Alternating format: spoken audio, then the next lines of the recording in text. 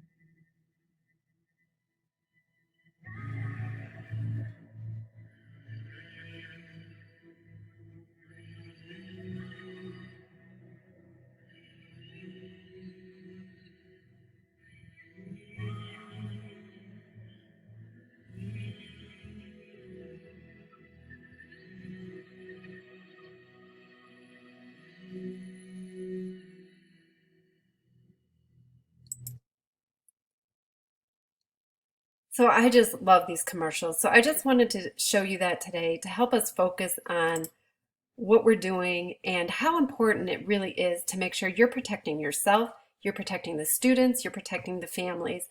And one way we can do this right now is by wearing our personal protective equipment correctly.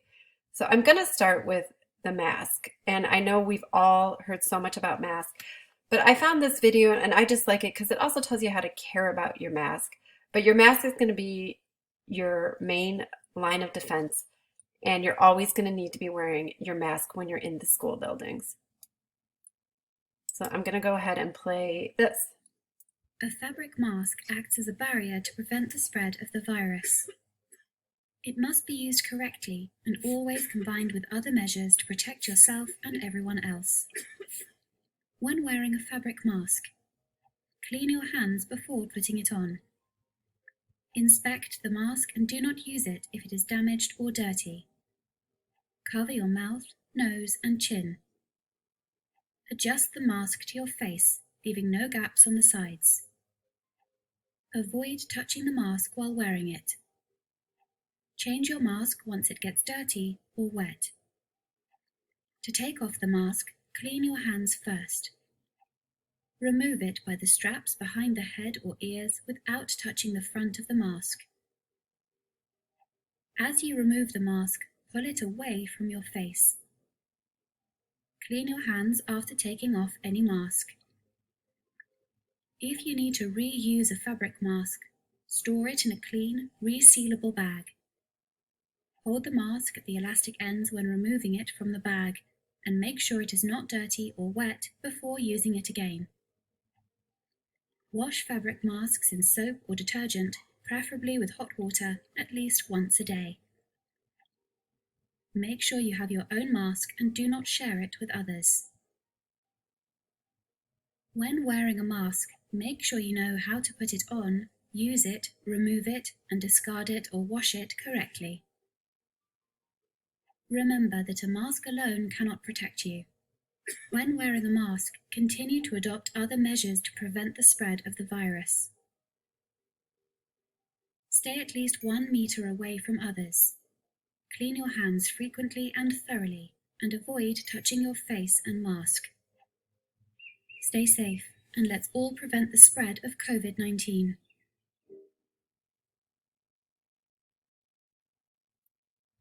So what I like about this video,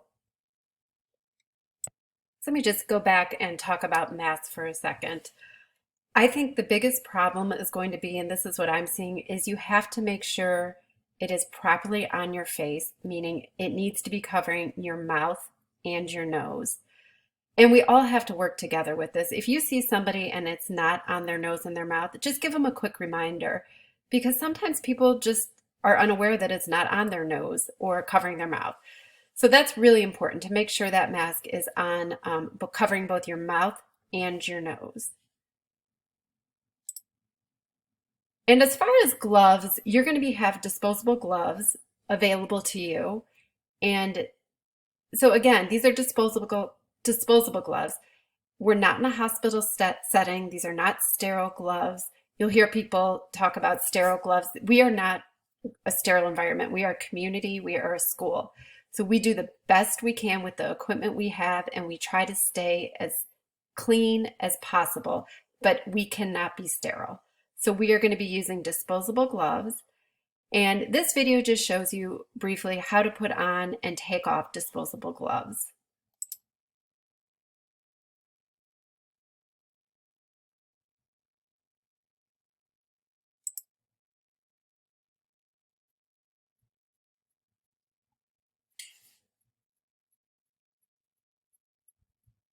Before using a disposable glove, always ensure the right type is chosen for the type of work and potential hazards. Make sure the right size of glove is used. Measure your hand using a glove sizing chart. Wearing the right size will reduce the potential for tearing and also ensure freedom of movement for the hand. Remove any jewellery that may rip the gloves and wash your hands before donning gloves, as well as after each glove change. To don, first select a glove from the dispenser. Check for any visible tears and other defects. Gently open the glove at the cuff and insert the hand into the glove. Once the hand is inserted, move the fingers down into the glove's fingers to properly align it and ensure you have a snug fit all over. Roll the cuff of the glove down the wrist until the glove is secure. And now apply the same technique for the second glove.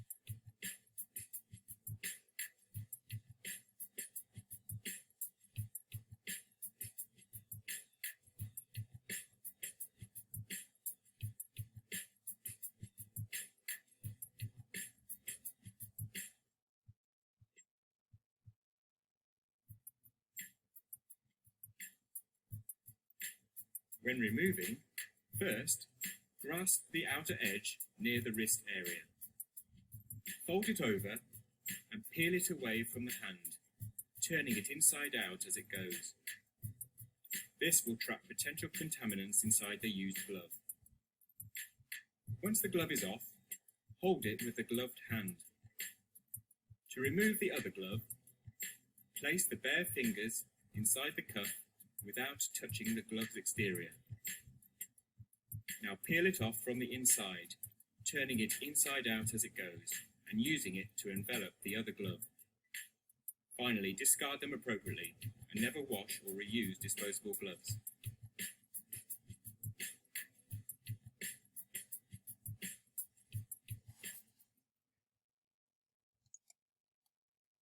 So putting on disposable gloves is, basically the same as putting on other gloves, because at that point, it's assumed your hands are clean, the gloves are clean.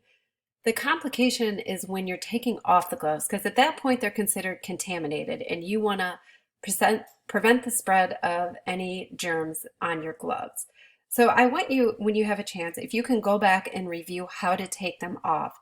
And it's really, you want to use that inside part, because that inside part is still considered clean and not contaminated. So I would recommend when you're in your building, if you see your school nurse, just say, hey, watch me take my gloves off. Am I doing it right?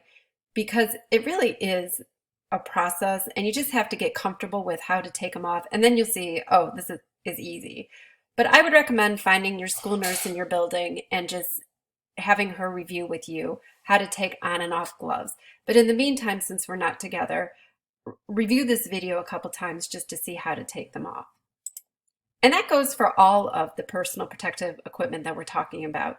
When we're back in the building, or if you see your nurse in your building, just ask real quick, hey, this is how I'm putting this on. Is this correct?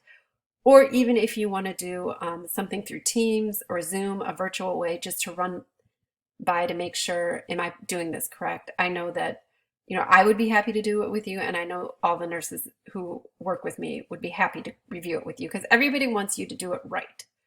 And we want to help you. And we know this is new.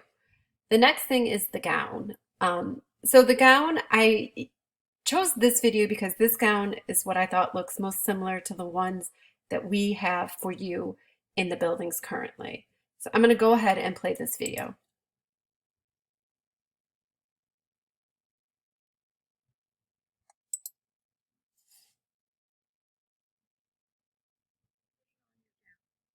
Wash your hands using soap and water or hand sanitizer.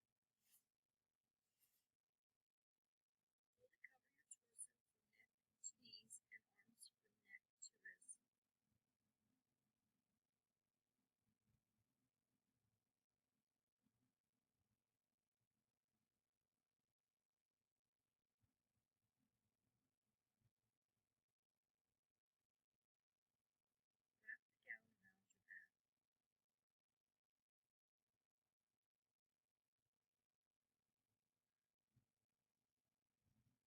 around your back. Tie the gown in the back.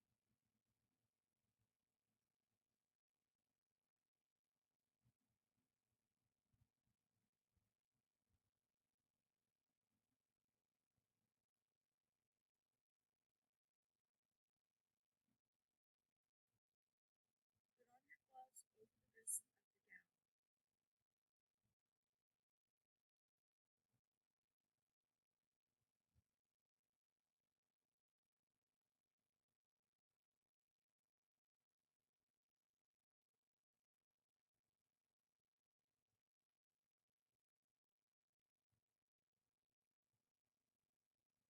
off your gown.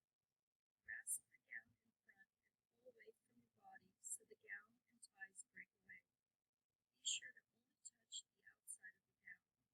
Turn the gown inside out and fold or roll it into a bundle.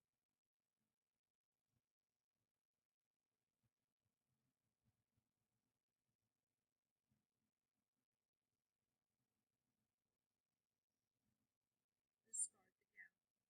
Remove your gloves by grasping the outside of one glove and peeling it off inside out.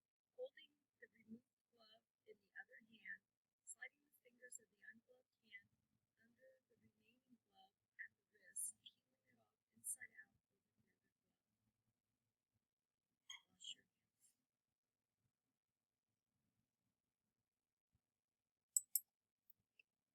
So one thing I do want you to note in everything I'm showing you is you need to wash your hands after you remove the equipment.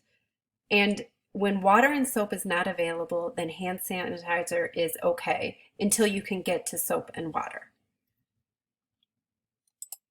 The next thing I want to talk about is cleaning face shields and properly wearing face shields. So I got this information. Unfortunately, I don't have a video, so you're just going to have to listen to me talk. But I did find this information on the Cleveland Clinic's website, and there is the link if you want to go back and review the link directly on the Cleveland Clinic website.